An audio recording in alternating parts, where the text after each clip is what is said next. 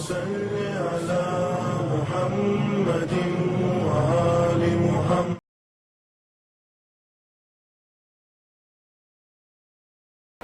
لا حول ولا قوة إلا بالله العلي العظيم. أعوذ بالله السميع العليم من الشيطان الرجيم. بسم الله الرحمن الرحيم.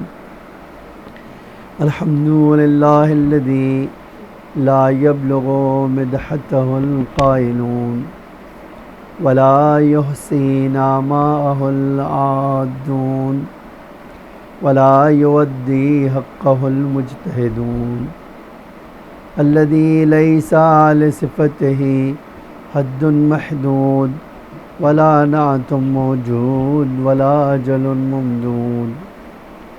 فطر الخلائق بقدرته ونشر الرياح برحمته ووتدا بالصخور ميدان أرضه.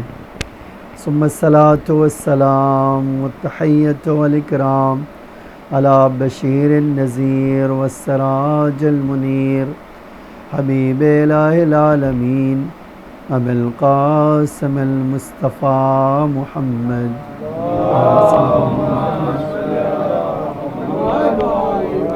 وعلى آله الطيبين الطاهرين المعصومين المظلومين الغر الميامين لا سيما الإمام المبين بقية الله في الأرضين الحجة الثاني عشر الإمام المهدي المنتظر صلوات الله وسلامه عليه.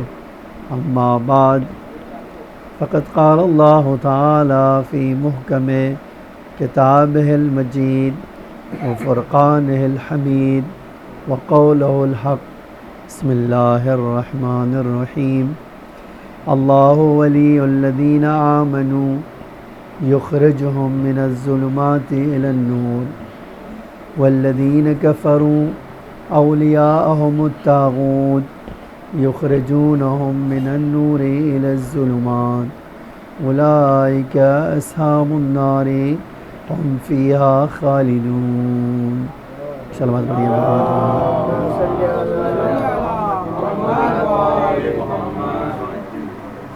اب جس کو آنا ہے جانا ہے وہ پہلے ہی آ جا لے. بیچ میں اٹھ کے جانا جگہ ہے یہاں. تھوڑا اور تھوڑا سمٹ جائیے تو دو چار آدمی اور آگے بیٹھ سکتے ہیں.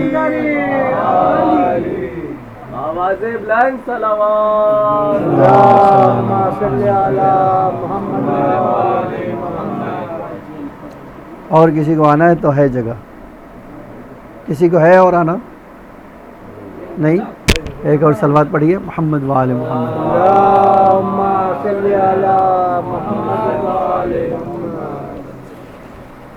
یہ آیت کریمہ سورہ بقرہ کی ہے. اس میں اللہ ارشاد فرماتا ہے جو لوگ ایمان لائے میں ان کا ولی ہوں. اللہ ولی الذین آمنوا. جو لوگ ایمان لائے میں ان کا ولی ہوں. ولی ہوں تو کیا کرتا ہوں؟ اس کے بعد ارشاد فرما یخرجہم من الظلمات الی النور. چونکہ ولی ہوں اس لیے تاریکی سے انہیں نور کی طرف لاتا ہوں.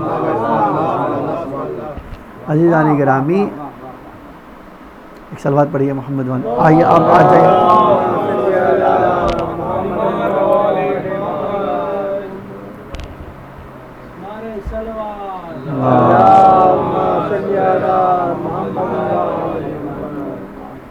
تو اللہ بہت اس آیت کریمہ میں کہہ رہا ہے کہ میں ایمان لانے والوں کا مالک اور مختار ہوں. اور جب میں مختار ہوں تو ان کی زندگی سے اندھیرا نکال کر نور لے آتا ہوں. پھر اللہ اس کے بعد کہتا ہے کہ جنہوں نے کفر اختیار کیا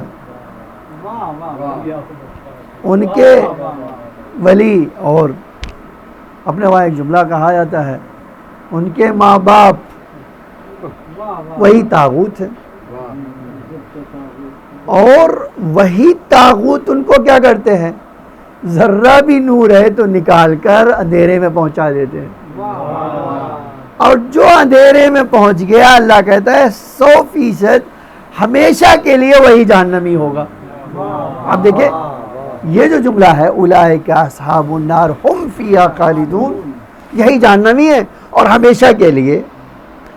تو یہ آیت بہت واضح ہے کہ دنیا میں ایک طرف اللہ کی حکومت ہے، اللہ والوں کی حکومت ہے، ایک طرف ظالم اور طاغوت کی حکومت ہے۔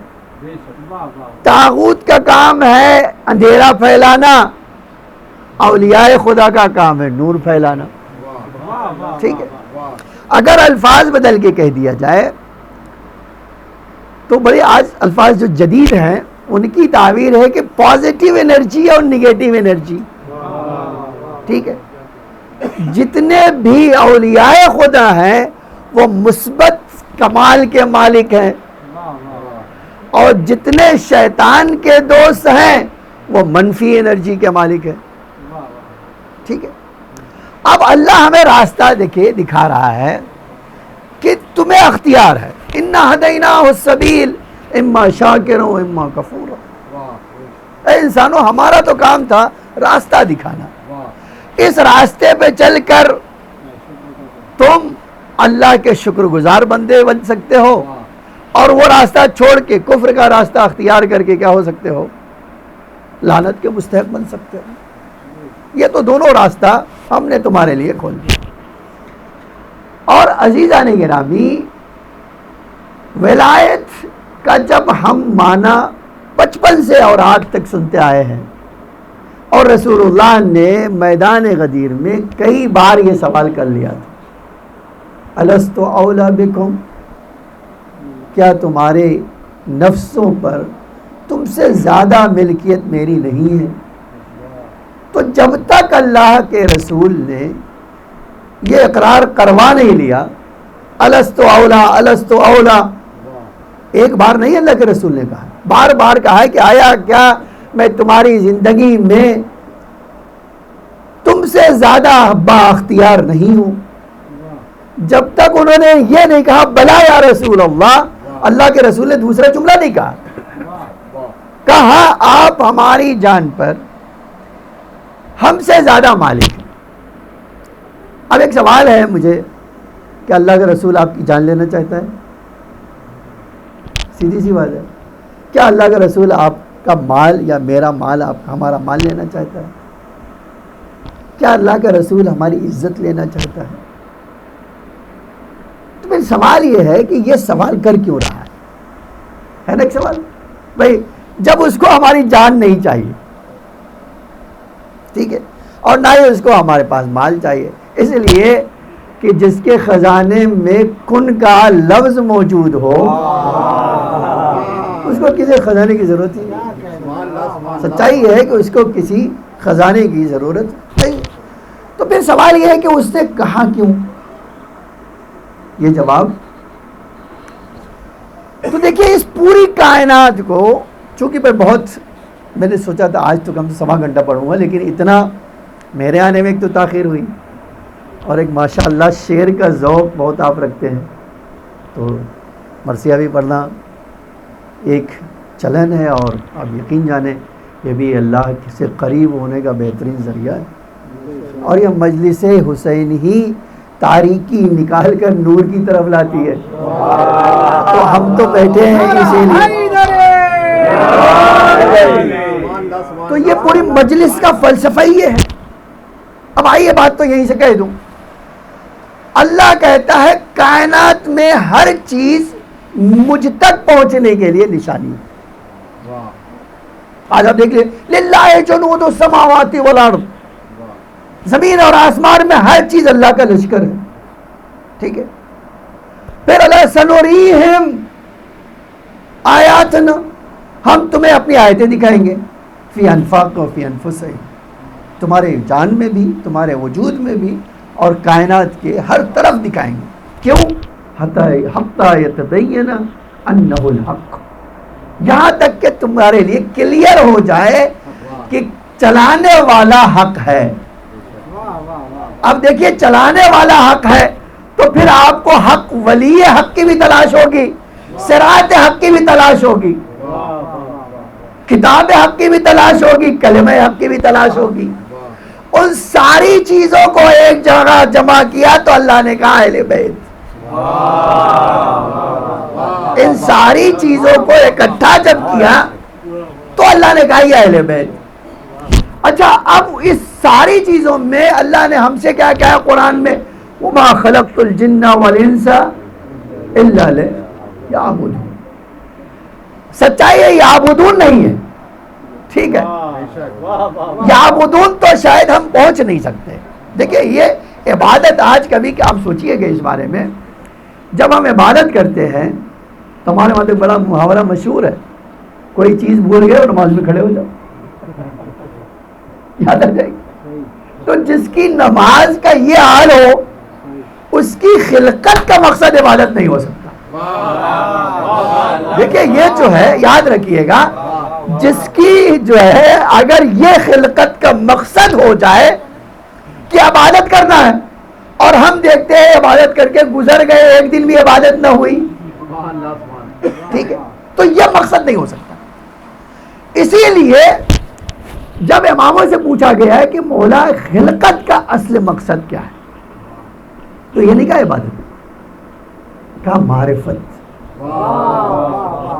معرفت۔ اچھا اب جب معرفت کی بات ہوتی ہے تو معرفت جو ہے ایک یہ ہے، معرفت جو ہے بہت طرح طرح کی ہے۔ آج ہر چیز اللہ کی معرفت کا سبب ہے۔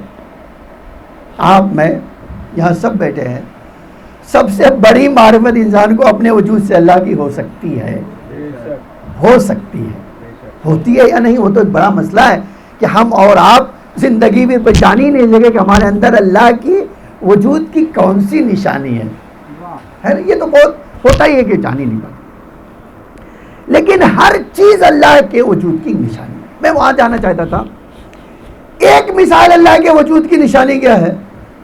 یہی فرش اللہ۔ دیکھیے بہت کبھی میں یہ مثال لے کے کہیں اور جانا چاہتا ہوں، اور کہ یہ جو فرش ازا ہے نا، یہ آیات کربلا بھی ہے، ٹھیک ہے، آیات کربلا بھی ہے۔ یہ جو ماتم ہے نا وہ ایک آیات کربلا کی دلیل بھی ہے، آیت کربلا کی دلیل بھی یہ ماتم اور مجلس ہی ہے۔ آپ کہیں گے یہ اس کربلا کی آیت سے ہم کیسے اللہ تک پہنچ سکتے ہیں؟ ٹھیک ہے، اس کا سیدھا سا جواب ہے کہ دنیا کے جتنی منفی انرجی تھی، الفاظ بدل کے کہتے ہیں جتنے بھی شیطانی طاقتیں تھیں، وہ سب نے ہر زمانے میں ہاتھ پہ ہاتھ ملا کر یہ کہہ دیا کہ مٹانا ہے نا۔ ابھی چند سال پہلے کی اگر آپ دیکھیں تو یہ داعش کہتے ہوئے آئے تھے کہ دنیا میں سے روزوں کو مٹا دیں، دنیا میں یا حسین کہنے والا کوئی نہیں ہوگا، لیکن وہ مٹ گئے، یا حسین کہنے والے زندہ ہیں۔ دیکھیں یہ آیت کا مطلب ہی کیا ہوتا ہے؟ آیت کا مطلب ہوتا ہے کہ وہ چیز جو آپ کو خدا تک پہنچائے، ٹھیک ہے، وہ چیز جو آپ کو خدا تک پہنچا دے۔ اور خدا تک پہنچانے کے لیے امام حسین کربلا میں آئے تو یہ کہہ کیا ہے کہ میرا کام ہی یہ ہے کہ میں جانتا ہوں۔ اچھا میں دلیل بھی آپ کے سامنے ذکر کر دیتا ہوں۔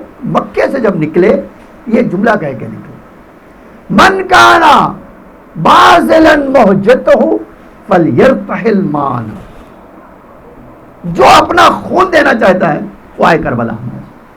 پوچھا مولا کہ ایسا خون دینے کی کیا ضرورت ہے؟ فرمایا خون دینے کی ضرورت نہیں تھی اگر ایک کام ہوتا تھا۔ کیا ہوتا تھا؟ کہتے یہ کوفی اپنے وعدے کو وفا کرتے اور حکومت میرے ہاتھ میں دیتے تو میں اللہ کے دین کو اس حکومت سے زندہ کر دیتا، ٹھیک ہے، لیکن مجھے پتا ہے کہ یہ ہونے والا نہیں، کوفی پلٹ جائے۔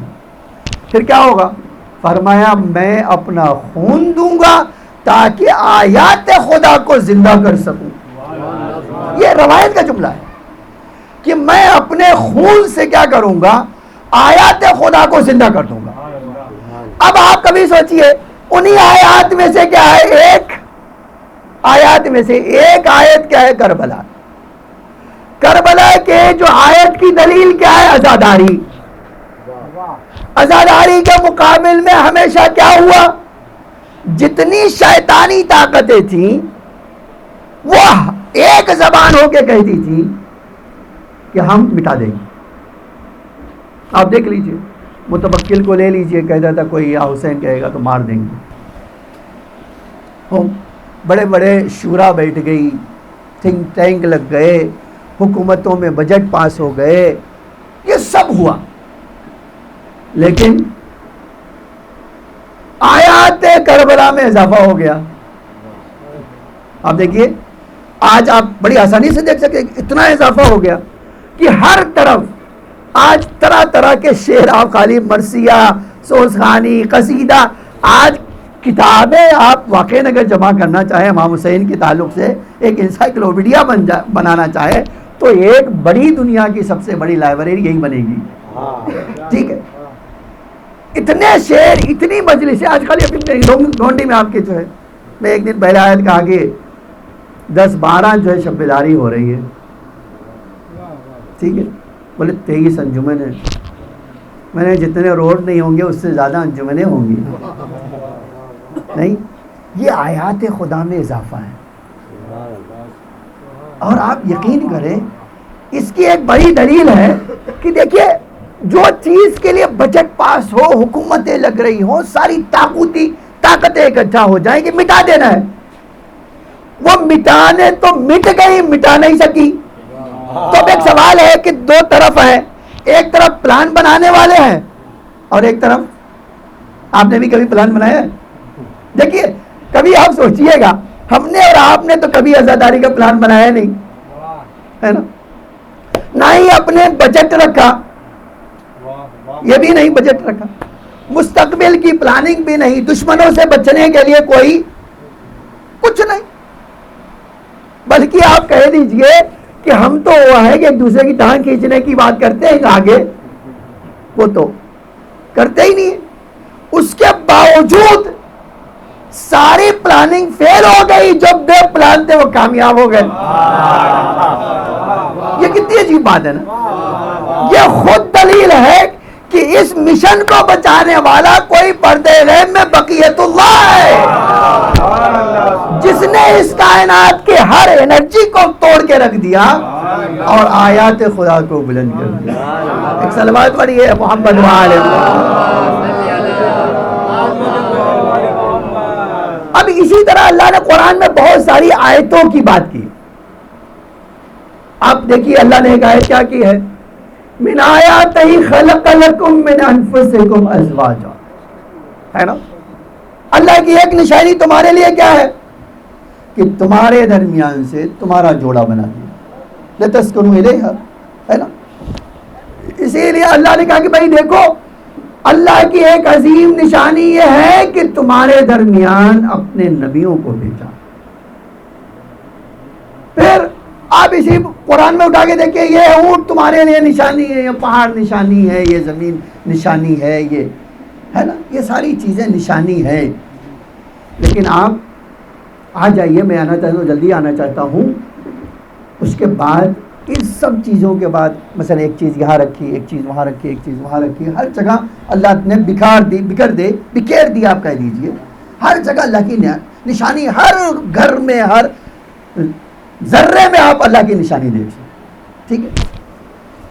لیکن بندہ انسان کا جو ہے، جو آج اللہ کا بندہ ہے، وہ اتنا بڑا جو ہے محنتی نہیں ہے کہ ہر جگہ نشانی ڈھونڈتے ڈھونڈتے ادھر ادھر چلا جائے. بھائی چلو ایک نشانیاں میں لے لیا، کہیں اور چلا جاؤں، ایک دوسری نشانی لوں، تیسرا لے لوں اور چوتھا لے لوں اور معرفت کا خزانہ جمع کر لوں اپنے اندر. یہ کرنے والا نہیں. ٹھیک ہے. تو اللہ نے اس کا دوسرا انتظام کیا. اور یہ آیت، یہ تو ہے آیت بھی ہے اور امام کی حدیث بھی ہے.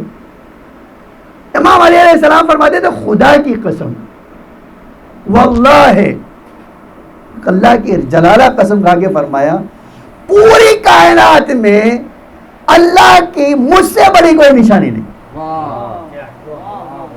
اب ایک سوال ہے کہ اللہ نے اتنی جگہوں پر ساری جو آیتیں بانٹ کے رکھی ہے، اور پھر امام کہتے ہیں کہ اللہ کی قسم کھا کے کہہ رہا ہوں میں، مجھ سے بڑی کائنات میں اللہ کی نشانی نہیں ہے۔ آپ پوچھیے اس کو ثابت کیسے کریں گے؟ بہت آسان طریقہ ہے، ایک مثال لے آتا ہوں اور اسی سے آ جاتا ہوں بی بی پہ، بس میں نے مقدمہ اپنا پورا کر لیا ہے۔ آپ پیغمبر کہتے تھے کہ میں انا مدینۃ العلم و علی بابها، ہے نا؟ اچھا، یہ جس علاقے میں آپ ہیں میں وہ بیٹھے ہوئے اس وقت، اگر آپ سے پوچھے آپ کل کہاں گئے تھے، کہتے بمبئی گئے تھے، تو آپ کہاں ہیں؟ ممبئی میں نہیں ہے نا؟ یہ اب ہم سب کا ہے کہ بھئی پوچھے کہاں گئے تھے یار، ممبئی گئے، تو پورے بمبئی کیوں گئے تھے؟ ایک سوال نہیں تو کہ یار بڑا شہر ہے ممبئی، بڑا شہر، ہم جس علاقے میں رہتے ہیں وہاں سب نہیں ملتا، ہمیں کچھ چیزیں مل جائے، ٹھیک ہے، لیکن سب چیز اگر چاہیے تو بڑے شہر کی طرف جانا۔ آج آپ دیکھ لیجیے اسی جگہ آپ ہیں، ایک بندہ جا رہا ہو کسی جویلری کی دکان پہ، تو ہم کہیں یہ کہاں جا رہا ہے؟ کہ بھائی دیکھ نہیں رہے، وہ جا رہا ہے وہ سونے کی دکان، خریدے یا نہ کرے، دیکھ خریدے وہ تو الگ بات، خریدنے کی طاقت اور ہے، دیکھنے کی طاقت اور ہے، دونوں میں بہت فرق پڑ ہے۔ دوسری طرف کہاں جا رہا ہے؟ کہ ہمیں بھی جانا ہے، کھائے یا نہ کھائے اس سے بحث نہیں ہے، جا رہا ہے وہ، ہے نا؟ تو ایک ایک چیز کے لیے مثلا جو چھوٹی جگہ ہوتی ہے وہاں کیا ایک چیز آپ کو مل جائے۔ آج آپ کسی بھی ریسٹورینٹ میں جائیے، آپ کو ہر چیز آپ کی پسند کی نہیں ملے گی، ٹھیک ہے، ایک ہی ملے گی، دو ہی ملے گی، پھر آپ کو دوسری جگہ ڈھونڈنا ہوگا۔ تو اللہ چاہتا تھا اس کی معرفت اس کے بندے کو ذات میں تو مل نہیں سکتی ہے، دیکھیں ذات باری تو کی معرفت کسی انسان کے بس کی طاقت سے باہر ہے، لیکن خدا چاہتا تھا اس پوری کائنات کو خلق کرنے کا ایک ہی مقصد تھا کہ اللہ چاہتا تھا کہ اپنی صفات کی معرفت اپنے بندوں کو دے دے اور مکمل دے دے، بغیر عیب کے دے دے۔ تو اس نے کیا کیا؟ خداوند عالم نے اب اس نے ایک اپنی مخلوق کو ایسے بھیجا اور کہا دیکھیے میری صفت تو ہر جگہ آپ کو دکھائی دے گی، ماں کو دیکھ لو گے محبت دکھائی دے گی، ٹھیک ہے، فلاں کو دیکھ لو گے مثلا اگر پھول کو دیکھو گے تو خوبصورتی دکھائی دے گی، پہاڑ کو دیکھو گے تو اس کی عظمت دکھائی دے گی، زمین کو دیکھو گے اس کی وسعت دکھائی دے گی، تو ہر جگہ میری صفات بکھری ہوئی ہے۔ لیکن اگر تمہیں ایک جگہ چاہیے تو تمہیں شہر کی طرف جانا ہوگا، شہر کی طرف جانا ہوگا۔ اب جب اس شہر تک پہنچ گئے تو دروازے پہ جاؤ اور کہو کہ مجھے کون سی صفت چاہیے، جس صفت کو طلب کرو گے وہاں وہ چیز تمہیں اپنے اتم درجے میں مل جائے گی، اپنی مکمل تصویر کے ساتھ مل جائے گی۔ بس عزیزان گرامی، تین اس کے لیے آپ سوچئے کہ بھائی اب مجھے اللہ کے مثلا رحمانیت کا جلوہ دیکھنا، تو رحمانیت کا جلوہ بھی اسی شہر میں آپ کو نظر آئے، بلکہ الگ الگ الفاظ بدل کے کہوں تو مرزوق اگر دکھائی دے رہا ہے تو رازق بھی وہیں ملے گا، مصنوع دکھائی دے رہا ہے تو صانع بھی وہیں ملے گا، مخلوق دکھائی دے رہا ہے تو خالق بھی وہیں ملے گا۔ اور یقین جانے اللہ کے ناموں کی جس طرح آپ کے پاس میرے پاس گننے کی طاقت نہیں، اسی طرح اس شہر میں کیا کیا چیزیں آپ کو جاننے کی طاقت نہیں ہے، ٹھیک ہے۔ یہ اتنی بات کر لیا، میں تو آنا چاہتا ہوں جس طرح مولا کائنات نے قسم کھا کے کہا ہے اسی طرح قرآن میں ہے کہ حضرت زہرا سے بڑھ کر اللہ کی کوئی آیت نہیں، یہ قرآن میں ہے۔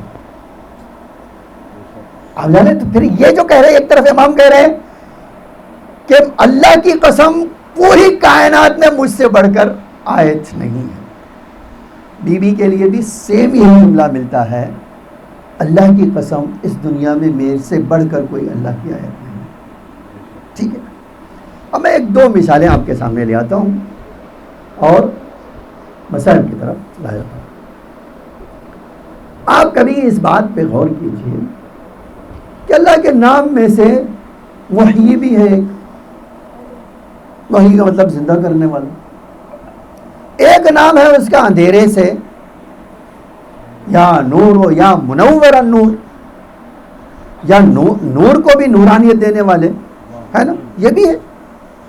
تو آج اللہ کے نام بے شمار ہیں. انہی نام میں سے ایک کیا ہے کہ میں نے کہا منور النور، نور کو بھی نورانیت کر دینے والے. اب اسی سے اندازہ لگائیے کہ ہر امام ہمارا شہر علم ہے یا دروازہ علم ہے.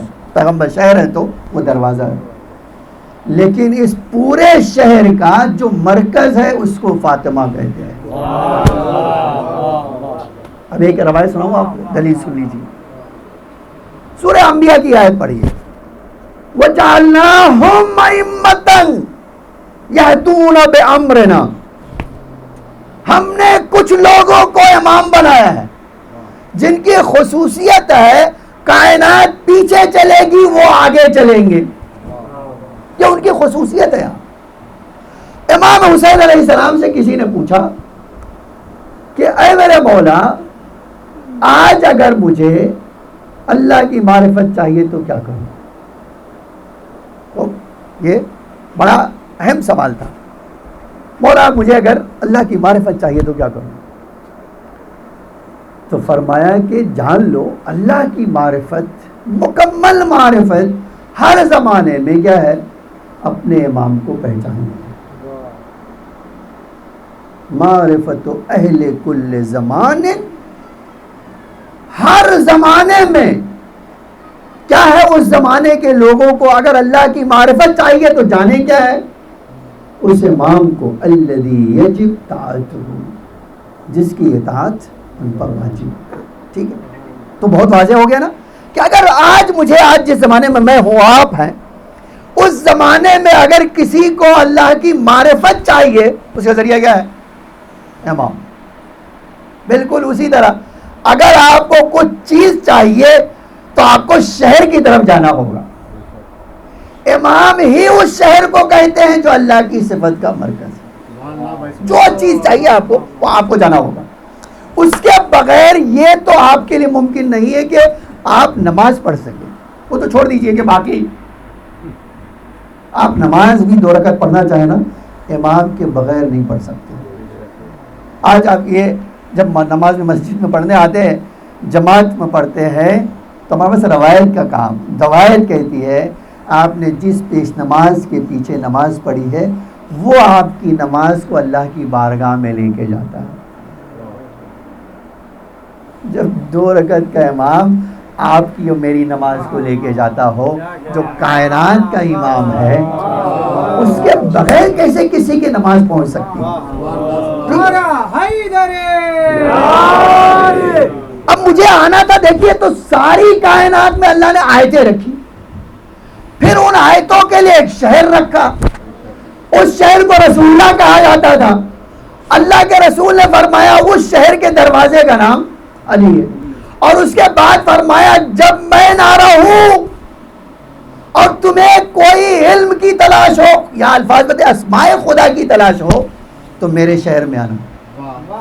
ٹھیک ہے، اب میں آ گیا، بس اتنی بات کہنا تھا.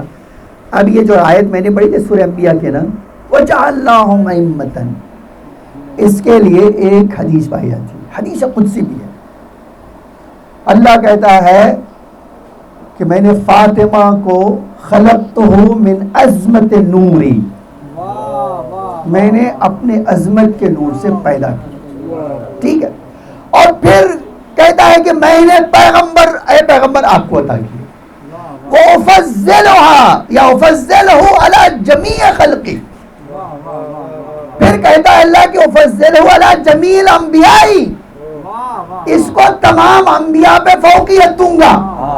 اس کے بعد یہ آیت اللہ نے کوٹ کی، کہا یہی نہیں، جو امام ہیں وَيَهْدُونَ بِأَمْرِي، یہ ان کی شخصیتوں کا مرکز ہوگی. شاید یہی وجہ تھی، یہ حدیث تو آپ سنتے رہتے ہیں کہ 11 امام یہ کہتے ہوئے آئے کہ ہم ساری دنیا کے اوپر حجت ہیں لیکن ہماری ماں فاطمہ ہم پر حجت۔ عزیزان گرامی، اس جملے کا سچ یہ ہے کہ میں اور آپ مطلب بھی نہیں سمجھتے، ٹھیک ہے؟ کیوں؟ اس لیے کہ میں نے کہا جس صفات خدا کو چاہیے اللہ نے اس کا مرکز امام کو بنایا، اور بی بی کے لیے جملہ کہہ رہا ہے امام کو بھی اگر کوئی صفت چاہیے تو فاطمہ کے پاس جانا ہوگا۔ یہ وہ منزلت ہے جس کو آج بھی کوئی درک نہیں کر سکتا۔ بھائی اللہ کیا کہنا چاہتا ہے وہ بھی حدیث قدسی میں ہے، اور اللہ آیت کا ہے کوٹ کر رہا ہے کہ سورہ انبیاء کی، میں ان اماموں پر بھی اس کو فضیلت عطا کروں۔ اب آپ اندازہ کیجئے، یہی جانا چاہتا ہوں، دو باتیں اور عرض کرنا ہے۔ ایک یہ کہ دنیا میں یہ بی بی کا مرتبہ ہے، ایک آتا ہوں آخرت کا مرتبہ آپ کو سناتا ہوں۔ آج ہمارے پاس روایت کا جملہ ہے کہ جب محشر سج جائے گا تو اللہ آواز دے گا عرش سے، این فاطمہ، فاطمہ کہاں؟ اچھا، اب جب فاطمہ کہا جائے گا تو کروڑوں عورتیں سر اٹھائیں گی۔ دیکھیے نام مسمى تو ایک الگ بات ہے، نام تو جو ہے آج آپ کی گونڈی میں کتنی فاطمہ، اور ایک سال کی بات نہیں، میں نے ایک جگہ ایران میں پڑھا، ایک سال 3-4 سال پہلے ایک سال میں ایران میں 40 لاکھ لڑکیوں کا نام فاطمہ رکھا گیا، ٹھیک ہے؟ تو آپ سوچ سکتے ہیں ایک سال میں ایک ایران جیسے ملک میں 40 لاکھ لڑکیوں کا نام فاطمہ۔ تو اب اللہ کہہ رہا ہے نا فاطمہ، تو وہ سر اٹھانے والے کتنے ہوں گے؟ کروڑوں۔ تو اللہ کہے کہ نہیں، میرا مقصد فاطمہ بنت محمد ہے، میں جو ہے اس عرش سے جو آواز دے رہا ہوں وہ فاطمہ کو بلا رہا ہوں، وہ فاطمہ جو رسول کی بیٹی ہے۔ بی بی آ جائیں گی، اے پروردگار ہاں حاضر ہیں ہم تیری خدمت میں۔ اب جو ایک اتنے کروڑوں ہوں گی وہ بھی بی بی کے ساتھ ہے، یہ سب فاطمہ ہی ہے، آ گئے۔ تو اللہ عرض کرے گا کہ بی بی آپ جنت میں چلی جائیں، تو بی بی اللہ سے کہیں گی اے اللہ مجھے بے شک تو نے آواز دیا تھا لیکن نام تو ان کا فاطمہ ہے، اے میرے معبود اب میں ان سب کو لے کر جنت میں جانا چاہتا ہوں۔ میں حیران رہ گیا کہ روایت کہتی ہے اللہ کہے گا اچھا ٹھیک ہے، چونکہ تمہارے نام پہ ان کا نام ہے، لے جاؤ۔ یہ ہے کیا؟ آخرت میں خالی نام ہے فاطمہ۔ واقعی کوئی آج عظمت سمجھنا چاہے، پھر میں نے ایک جملہ آج ہی دیکھا، یہ آپ دیکھیں کتنی عجیب بات ہے۔ ابن حجر کہتے ہیں کہ رسول اللہ نے ایک حدیث ارشاد فرمائی، من صلی علیہ صلاۃ من صلی علیہ ثلاثۃ ایام وجبت لہ الجنہ، جو 3 دن مجھ پر درود پڑھ دے، سلام پڑھ دے، جنت واجب۔ پیغمبر نے یہی بات اپنی بیٹی کے لیے بھی کہی ہے، جو 3 دن میری بیٹی کو سلام کرے اس کے اوپر جنت واجب ہے۔ اچھا یہ ہم راوی نہیں ہے خالی، یہ وہ بھی راوی ہے۔ اس کے بعد ابن حجر کہتا ہے خدا کی قسم اس حدیث سے تو پتہ چلتا ہے کہ جو بھی بی بی اللہ تک پہنچنا چاہتا ہے اس کا مرکز فاطمہ کو اللہ نے قرار دیا، جو بھی پہنچنا چاہے۔ اس لیے کہ جنت اگر مقصد ہے کہ 3 بار سلوات پڑھو چلے جاؤ، 3 بار سلام کرو چلے جاؤ، کتنی عجیب بات۔ پھر آگے اس نے لکھا کہ اس کے بعد رسول نے اپنی بیٹی کے لیے جو کہا ہے وہ اور عجیب ہے، فرمایا یہ وہ ہے جس کی رضا اللہ کی رضا ہے، جس کی ناراضگی، مجھے جو جملہ کہنا تھا وہ لے آیا ہوں اس تک۔ پھر آگے کہتے ہیں اب اس سے تو یہ بھی پتہ چلتا ہے جس نے فاطمہ کو ناراض کیا وہ کافر ہے۔ اب دیکھیے ابن حجر تو آئے تھے شیعوں کو پورے جلانے کے لیے، اور انہوں نے اس حدیث کا ترجمہ کر کے ہمیں بتا دیا کہ ہم طاغوت کے راستے سے الگ اولیاء کے راستے پہ ہیں، اس لیے کہ ہم تو بیوی کو ناراض نہیں کر رہے، اور آپ کی خود صحیح بخاری میں ہے کہ کسی نے ناراض کیا ہے اور ناراض کیا تو آپ خود کہہ رہے ہو کافر ہو گیا ہے. تو اللہ ہمیں کہتا ہے کافروں کے پیچھے نہ چلو، رسول کے پیچھے چلو. ایک جملہ کہے کہ ہے، اور اسی بات سے آنا چاہتا ہوں جو میں نے شروع کیا تھا. اصل میں مجھے یہ جملہ سنانا تھا. اللہ کہتا ہے جب منفی اور پازیٹیو اور مثبت اور منفی دونوں طاقتیں پائی جاتی ہیں. ایک کا کام ہے جس کے اندر تاریکی ہے اس کو باہر نکال کے نور کی طرف لانا. دوسرے کا کام ہے جو نور ہے اس کو بھی تاریکی میں بدل دینا. خوب آج میں اور آپ جس دنیا میں زندگی گزار رہے ہیں، دنیا کی ہر چیز میں تاریکی پائی جاتی ہے. ہر چیز میں دنیا کی تاریکی پائی جاتی ہے بلا استثناء. آپ اگر کبھی غور کریے گا تو ہر چیز دنیا کی جو اس میں تاریکی پائی جاتی ہے. خوب اب بس خالی یہ بات سنایا اور میں نے مکمل جمع کر دیا. 24 سال کا ایک بچہ مشہد میں رہتا ہے. اچھا یہ اتنی جو عمر ہوتی ہے، اور یہ ایک بات آپ کو سنا دوں کہ جاتا ہوں، پیغمبر کی حدیث ہے کہ 40 سال تک اپنے بندوں کے لیے اللہ کہتا ہے بہت سختی نہ کرو. 40 سال کا نہیں ہوا ہے ابھی، جو کر رہا ہے پر اسی سے کہتے ہیں چھوڑو جانے دو. ادھر 40 سال کا ہو گیا تو اللہ بھی اور شیطان بھی. شیطان کہتا ہے 40 سال کے ہو گئے یہ کرتا ہے، اب کوئی پرواہ نہیں، اب یہ میرا بندہ ہے. اور اللہ دوسری طرف سے 40 سال کا کوئی بندہ ہو گیا تو اعلان کرتا ہے کہ اے میرے بندو اب اس ہر سختی سے اس کے چھوٹے بڑے اعمال کو لکھو. ٹھیک ہے، تو 40 سال کے پہلے بہت گنجائش اللہ نے. اب مجھے نہیں پتا 40 سال اس لیے رکھا ہے کہ انسان بڑا سمجھدار ہو جاتا ہے، یا اس لیے رکھا ہے کہ جو صفات ڈیولپ ہونا چاہتی ہیں وہ ڈیولپ ہو جاتی ہیں. 40 سال کے پہنچ گئے، اب آپ میں تبدیلی نہیں آئی. جو بھی تبدیلی آنے والی ہے وہ آ چکی ہے. اس لیے وہ اب اور میں تو مجھے بیچ میں آگے یہ بات سنانے کے لیے، چونکہ ایک طرف مثبت ہے اور ایک طرف منفی. اب یہ بچہ 24 سال کا تھا، وہ ایام فاطمیہ کی ایک مجلس میں ہے. ٹھیک ہے. اچھا انسان سب سے زیادہ اللہ آج کہتا ہے تمہاری وجود میں میری ہزاروں نشانیاں ہیں، اور یہ قرآن کہتا ہے انسان والا نفس ہی بصیرہ ولو القا معاذیرہ. انسان سب سے زیادہ اپنے وجود کے بارے میں جانتا ہے، اگرچہ وہ بہانہ باز ہے. کہ کیا کیا یہ کام، جھوٹ کیوں بولے، ارے بھائی کیا بتائیں موقع ایسا تھا بول دیا. یہ بہانہ کرنے والا انسان.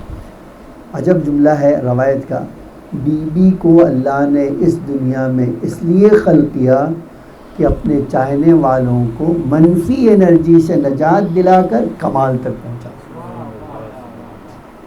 یہ وہ چیز ہے جو صرف فاطمہ میں اللہ تعالیٰ نے رکھا، اور نام فاطمہ اسی لیے رکھا کہ فاطمہ اپنے چاہنے والوں کو شیطانی لشکر سے نکال کر رحمانی لشکر تک پہنچا دیا.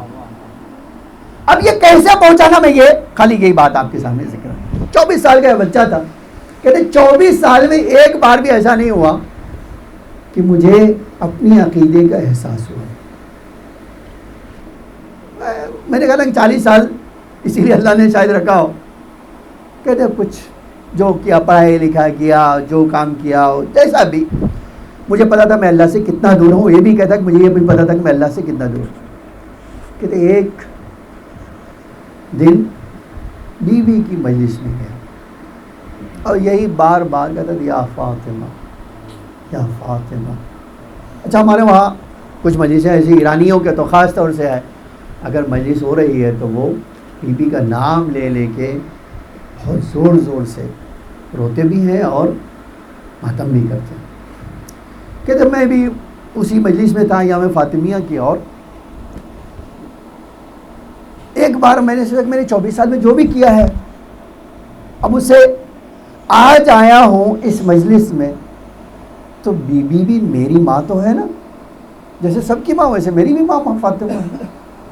تو کہا میں نے بس بی بی کا نام لے کے کہا بی بی اس تاریکی سے نکال کے نور کی طرف لاؤ. بی بی میری زندگی میں 24 سال جو گزر گئے مجھے ایک دن بھی احساس نہیں ہوا. حتیٰ اس بات کا بھی احساس نہیں ہوا بی بی کہ میں آج پہلی بار آپ کی مجلس میں آیا ہوں تو چاہتا ہوں دل کی گہرائی سے آپ کا ماتم کر لوں, آپ پر گریہ کر لوں, یا فاطمہ کہہ کے رو لوں. کہ پھر میں کنارے کھڑا تھا, مجلس سے دیوار کے کھڑا تھا, لیکن میں پھر آیا درمیان میں عزاداروں کے, اور میں نے ماتم بھی کیا, اور وہی ایک جملہ بھی کہا کہ بی بی اب مجھے اس سچویشن سے باہر نکال کر نور کی طرف لے جاؤ.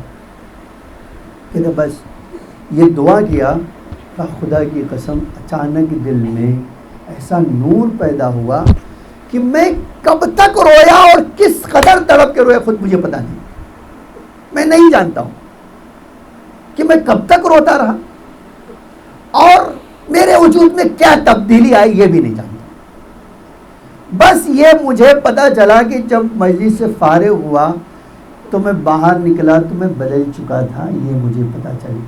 میری روح کی حالت, میرے قلب کی حالت, میرے وجود کی حالت, میری چال میں, میری ڈھال میں, میری سوچ میں, سب میں تبدیلی آ گئی. اچھا دیکھیے, آج ہمارے پاس ایک روایت ہے, اور یہ روایت میں نے خود اپنی آنکھوں سے دیکھی کہ اللہ جو ہے کسی بھی انسان کی زندگی میں یہ موقع لاتا ہے, نفحات, دروازے کھول دیتا ہے اور کہتا ہے اس موقع سے جو فائدہ اٹھانا چاہتے ہو تم اٹھا لو. ٹھیک ہے, وہ کہتا میں اب جب باہر نکلا اور تو مجھے بہت احساس ہوا تھا, احساس ہو رہا تھا کہ میرے اندر تبلیغ آ گئی ہے اور میں نے بیوی سے توبہ کی درخواست کی ہے, تو شاید میری بیوی نے مجھے اللہ کی بارگاہ تک پہنچا دیا ہے. اب یہ کہے کہ وہ کہتا میں حرم سے قریب سے گزر, میں نے کہا چلو اب زیارت بھی کر لوں اسی بہانے. کہتے خدا کی قسم میں نے زیارت کی, جا کے نماز پڑھی اور مولا رضا سے کہا مولا آپ کی ماں کا مصائب نہ سناؤں. کہ میں نے کھڑے ہو کر پہلی بار مجلس, پہلی بار رویا ہی تھا, اب امام کے سامنے کھڑے ہوگا مولا آپ کو آپ کی جد ماجدہ کا مرثیہ نہ سناؤں. کہا میں نے ادھر بی بی کا نام لیا, ادھر امام کے رونے کی آواز میں نے خود کانوں میں محسوس. کہتے میں حیران ہو گیا کہ ادھر میں مولا کے سامنے پڑھ رہا ہوں, ادھر مولا تڑپ کے رو رہے, مجھے ذری سے آواز آ رہی. میں سوچا اے اللہ تو نے مجھے ایک دن میں اتنا لمبا سفر کروا دیا کہ جہاں 24 سال میں نے تاریکی کا گزرا ہے, چند لمحے میں توبہ کے دروازے پہ آ گیا, اور توبہ کے دروازے سے نور کے دروازے پہ آ گیا, اور نور سے معراج کی طرف پہنچ گیا. جانتے ہیں میں 2 جملہ کہنا چاہتا ہوں, عجب ہے یہ تاریخی واقعہ. وہ کہتا ہے گھر گیا اور سویا, کہتے ہیں شاید 4 بج رہے ہوں گے, نماز شب کا وقت تھا. مجھے آواز دیا بیٹا محمد اٹھو نماز کا وقت ہو گیا, بیٹا اٹھو. کہتے مجھے پہلی جو ہے آواز میرے کان میں آئی, کون ہے جو مجھے نماز کے لیے اٹھانا چاہ رہا. کروٹ بدل کے سو گیا. کہتے دوسری بار مجھے صحن سے آواز بیٹا محمد اٹھو نماز کا وقت. کہتے بس یہ آواز آئی تو اٹھ کے کھڑا ہو گیا. باہر گیا تو دیکھا میرے ماں باپ ایک دوسرے کمرے میں لاک کر کے سو رہے ہیں, دور دور تک کوئی آواز نہیں. وہیں چیخ مار کے رویا, بی بی ایک توسل سے تم نے اتنی محبت میرے ساتھ کی, مجھے اس دروازے تک لا کے کھڑا کر دیا کہ آج میں یہاں نماز شب کے لیے مجھے میرا نام لے کے کہا جا رہا ہے بیٹا اٹھو نماز کا وقت آ گیا ہے, اے میرے لال اٹھو اٹھ جاؤ. کہتے میں جلدی سے وضو کیا, مجھے پتہ چل گیا تھا یہ سوائے میری بیوی کے الطاف کے اور کچھ نہیں ہے. کہتے خدا کی قسم اب جب نماز کے لیے کھڑا ہوا تو مجھے لگتا تھا میں پرواز کر رہا ہوں, میں ہواؤں میں جا رہا ہوں. یہ سورہ حمد پڑھنے کا انداز بدل گیا. یہ میرے ایک ایک تکبیر کے کہنے سے مجھے لگتا تھا در و دیوار میرے ساتھ تکبیر کہہ رہی ہے. عزیزان گرامی, یہ ہے بی بی کی جان. آج میں اور آپ جو پریشانی ہے نا, ہم نے کبھی اپنے آپ کو اس منزل میں لا کر بیوی کے سامنے نہیں رکھا کہ جا کر کہہ رہا ہوں بیوی یہ تمہارا دروازہ ہے، تمہارا گھر ہے، اور تمہارا بیٹا تمہارے سامنے کھڑا ہو. نالائق ہی صحیح. بیوی تم کو اللہ نے اپنی صفات کا مظہر بنایا، اے بیوی تاریکی نکال کر نور کی طرف لاؤ. آپ یقین جانیں یہی آنسو آپ کو اس کے دروازے تک پہنچائیں گے. میں نے ایک جگہ پڑھا، آج ہی پڑھا میں نے، کہ ایک بڑے ذاکر تھے، وہ رات کی تاریکی میں نماز مجلس پڑھ کے جا رہے تھے، آدھی رات گزر چکی تھی، راستے میں کسی نے رکانا، آقا رکیے، ہاں کیا میرے گھر میں مجلس پڑھ دیجیے. پوچھا کہ مجلس اس وقت اتنا ٹائم ہو؟ کہا آقا میرے گھر میں مجلس ہے، پڑھ دیجیے، بس پڑھ دیجیے. کہتے وہ نہیں کرتے کرتے آخر ہاں کہہ کے آ گئے. جب گھر میں گئے ایک کمرہ تھا اور عزا خانہ سجا ہوا تھا. کہا بسم اللہ بیٹھی ممبر پہ. پوچھا بھیا سننے والا کون؟ کہا وہ سن رہا ہے جس کو دیکھنے کی طاقت تمہارے اندر نہیں ہے. تمہیں سننا چاہتے ہو؟ کہتے اس نے ایسے جملے کہے کہ میں حیران رہ گیا اور بغیر کچھ کیے ہوئے ممبر پہ چلے. میں نے بہت دیر مجلس نہیں پڑھی، لیکن جیسے ہی مصائب پڑھنا شروع کیا، خدا کی قسم مجھے حسین کی ماں کے رونے کی آواز ہر طرف سے آ رہی، میرے کانوں میں آ رہی. اور پھر مجھے لگا کہ اس کمرے میں تو سب بھرے ہوئے ہیں، میں نہیں دیکھ پا رہا ان کو. کہتے رات ہوئی، بیوی نے مجھے ایک تحفہ دی، وہ تحفہ آج تک میرے پاس. کہتے بیوی نے فرمایا میں نے جس کے وہاں انہوں نے مجلس پڑھی تھی اس نے لفافہ تو تجھے دیا ہے، لیکن میں اپنی طرف سے اپنی بیٹی کی خدمت کے صلہ میں تجھے دے دیتی ہوں. جب تو میرے لال کا نام لے لے گا لوگوں کے دلوں کو تبدیل کر دے گا، لوگوں کا دل منقلب ہو جائے. عزیزو یہ دروازہ جو ہمارے لیے اللہ نے اہل بیت نے کھولا ہے نا، وہ ایسا عظیم دروازہ ہے، جو چاہیے آپ اللہ کی بارگاہ میں وہاں سے پڑھ جائیں. میں نے بات مکمل کر لی، اس لیے کہ رسول کو اپنی بیٹی سے سب سے زیادہ محبت تھی، اور رسول کو محبت یوں ہی نہیں تھی اپنی بیٹی سے، بلکہ اللہ کا رسول اپنی بیٹی کے بارے میں سب سے زیادہ جانتا تھا، اس کی منزلت کو، اس کی قدر و قیمت کو سب سے زیادہ جانتا تھا. ایک جگہ میں نے اسی جگہ ایک بار شاید پڑھا ہے یا میں نے اشارہ کیا ہے، ایک بحرین میں انجینئر تھے اور تھے اہل سنت سے. محرم کی مجلس آتی تھی تو ذاکر سے کہہ دیتے 5 دن جناب زہرا کے مصائب پڑھنا. تو کوئی بھی ذاکر سن کے بڑا تعجب کرتا یار محرم ہے، پہلی محرم کو کہہ دوں حضرت بیوی کا مصائب پڑھو، بیوی کے پڑھو. تو سنا دیکھے یہ جو بات میں کہہ رہا ہوں یہ میری مجلس ہے اور میں نے جو کہا ہے وہ کرنا ہے آپ. ٹھیک ہے. مرحوم عبد الزہرا خطیب کہتے ہیں کہ میں نے ہاں تو کر لیا، کہا میں آدھی رات کو آؤں گا پڑھنے. کہا ٹھیک آئیے. آدھی رات کو جب اس کے وہاں جاتا تھا تو مجمع شیعہ سنی دونوں سے بھرا رہتا. کہتے میں حیران رہ گیا کہ اس کی مجلس میں اتنے سنی بھی آ رہے ہیں اور شیعہ بھی آ رہے ہیں.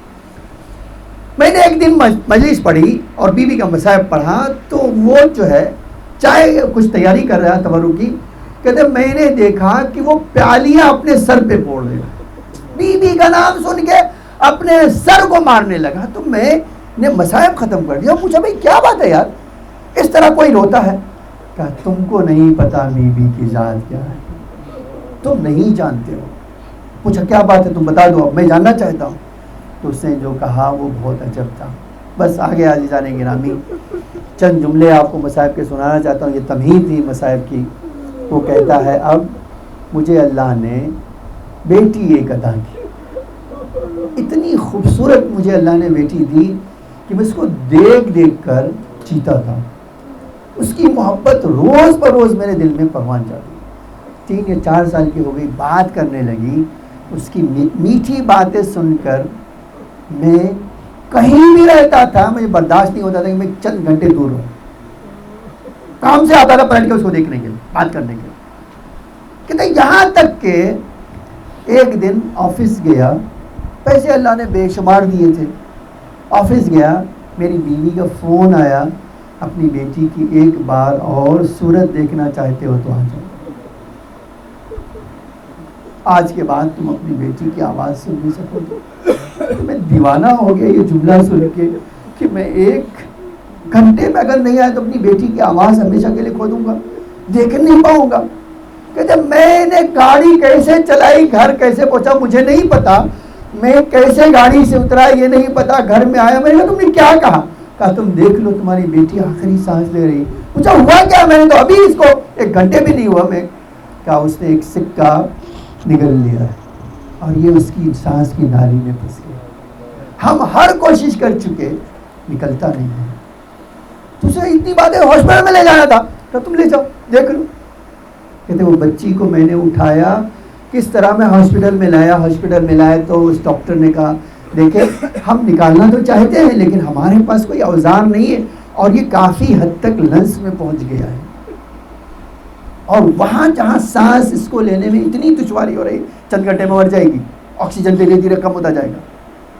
تو کیا کرو؟ کہ ہم فلاں ہاسپٹل کا تمہیں نمبر دیتے ہیں، ان کے پاس یہ ہے آپریشن کرنے کا ذریعہ. کہتے میں اس ہاسپٹل میں چارٹرڈ فلائٹ کر کے لے گیا. وہاں پہنچا، ڈاکٹر نے ایمرجنسی میں ایڈمٹ کیا اور پھر جانے کے بعد واپس باہر آیا. ڈاکٹر تو اس نے کہا ایک بات آپ سے کہہ دیتے ہیں پہلے سے، ہم ڈاکٹر تو آپ کو بتا دیں آپریشن کر دیں گے، کامیاب ہونا ہے ناکامیاب ہونا ایک الگ مسئلہ ہے، لیکن آپ کی بیٹی کبھی بات نہیں کر سکے گی، اس کی آواز ہمیشہ کے لیے بند ہو جائے. کہتے یہ جملہ سنا، دیوار کے کنارے پہنچ گیا اور بیٹھ گیا جیسے جس میں جان نہ ہو. اس طرح میری حالت ہو گئی. اب سوچتا ہوں کیا کروں. کہتے اچانک مجھے رسول اللہ کی بیٹی یاد آئی. اب جب یاد آئی تو ایک عجب بات کہی میں نے، کہا ہے اللہ کے رسول 7 اولاد اللہ نے آپ کو دی تھی. ہمارے عقیدے کے مطابق نہ صحیح، وہ تو سنی تھا، وہ کہتے 7 اولاد دی تھی، 1 بیٹی باقی رہی. اور اے اللہ کے رسول میں نے جو سنا ہے وہ جانتا ہوں، اس کو دیکھ دیکھ کر آپ جیتے تھے، بالکل اسی طرح جیسے میں اپنی بیٹی کو دیکھ دیکھ کے جیتا تھا. اے اللہ کے رسول آپ سے وعدہ رہا اگر میری بیٹی مجھے واپس کر دو تو میں آپ کے حسین کے لیے 10 دن فرض عشاء بچاؤں گا اور تمہاری زہرا کا ذکر 5 دن کم سے کم کروں گا. کہتے میں بیٹھ کے رو رہا تھا، خدا کی قسم مجھے دیوار سے اپنے پیٹھ کو لگائے ہوئے کیسے رو رہا تھا مجھے نہیں پتا. اور اسی دوران میں یہ کہہ رہا تھا کہ اللہ کے رسول میں جانتا ہوں تمہارے علاوہ کوئی میری بچی کو بچا نہیں سکتا. کہ میں نے اچانک دیکھا وہ آپریشن تھیٹر کا دروازہ کھلا، نرسیں بھی دوڑ رہی ہیں، آواز لگا رہی ہے، ڈاکٹر کی بھی ان کے پیچھے پیچھے آیا اور اس سے ایک جملہ کہا، اے شخص اٹھو، تمہاری بیٹی کو عیسیٰ مسیح نے صحیح کر دیا ہے.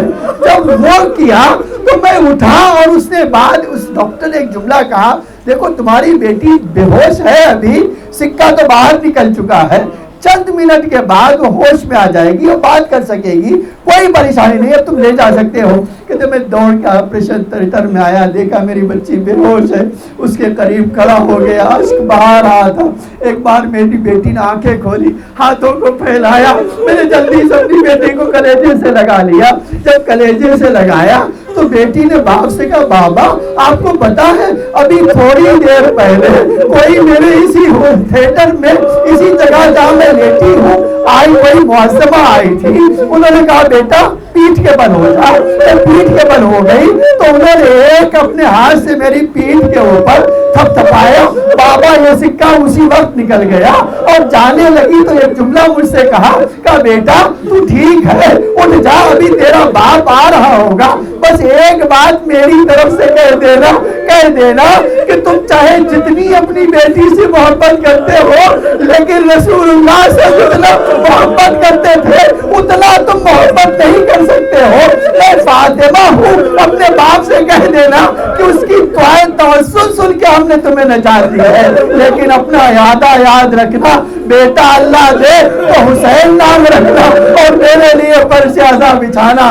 بس ارباب اعظم میں نے یہ بات مکمل کر لی. اب 2 جملے کہنا چاہتا ہوں. بی بی نے خود فرمایا دنیا دنیا میں جو سب سے زیادہ محبت کرنے والا باپ ہے وہ میرا باپ رسول ہے، وہ مجھ سے اتنی محبت کرتا تھا چند لمحوں کے لیے میری آنکھوں میں آنسو نہیں دیکھ سکتا تھا، میں آواز دوں گا اے اللہ کے رسول آئیے، دروازہ گر چکا ہے، آپ کی بیٹی فریاد کر رہی ہے، یا فزتو خذینی، اے فضا مجھے بچا لے، اے فضا مجھے بچا لے۔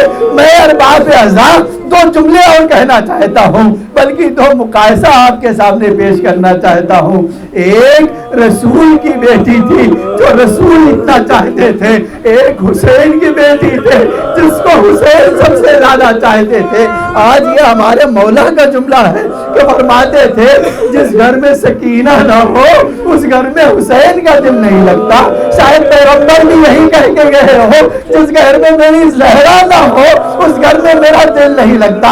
اور باپ اعزا بس اب ایک جملہ تو جملہ کہہ لیجئے، اے اللہ کے رسول، اتنی محبت کا تقاضا تو یہ تھا کہ امت اس کے پیروں کی دھول اپنے آنکھوں کا سرما بناتی، لیکن ہائے کربلا کے بعد مدینے سے یہ بات شروع ہوئی تھی کہ بی بی کی پسلیاں توڑی گئی، بچے کو شہید کیا گیا۔ یہ بات دونوں کے لیے ہے، جس طرح پیغمبر کی شہادت کے بعد بی بی پہ ظلم ڈھائے گئے، اسی طرح حسین کی شہادت کے بعد جناب سکینہ پہ ظلم اٹھائے گئے۔ ایک وجہ اور سن لیجئے، پیغمبر کی شہادت کے بعد بی بی کو دربار میں بلایا گیا اور بی بی اپنے حق کے لیے گئی، اور تاریخ کہتی ہے بی بی سکینہ کے بابا کی شہادت کے بعد بھی بی بی شام کے دربار میں گئی، لیکن بی بی کو ایک منظر ایسا دیکھنا پڑا جو جناب زہرا نے دیکھا۔ پوچھا وہ کیا ہے؟ باپ کا سر دشت دلا میں ہے اور بیٹی زنجیروں میں بندھی ہوئی ہے، اور یزید کہہ رہا ہے سکینہ ارے میں تو اس وقت مانوں گا جب یہ سر تمہاری آغوش میں آ جائے۔ لو ارباب اعزاء، ارے ننھے سے دامن پھیلائے، بابا تمہاری محبت کا امتحان سکینہ دے رہی ہے۔ ایک بار سر اٹھا، بی بی کی آغوش میں آیا، ارے لب پہ لب رکھے، تڑپ کے فرمائے بابا جس طرح فاطمہ کے بندے چھین لیے گئے میرے کانوں سے بھی بندے اٹھا۔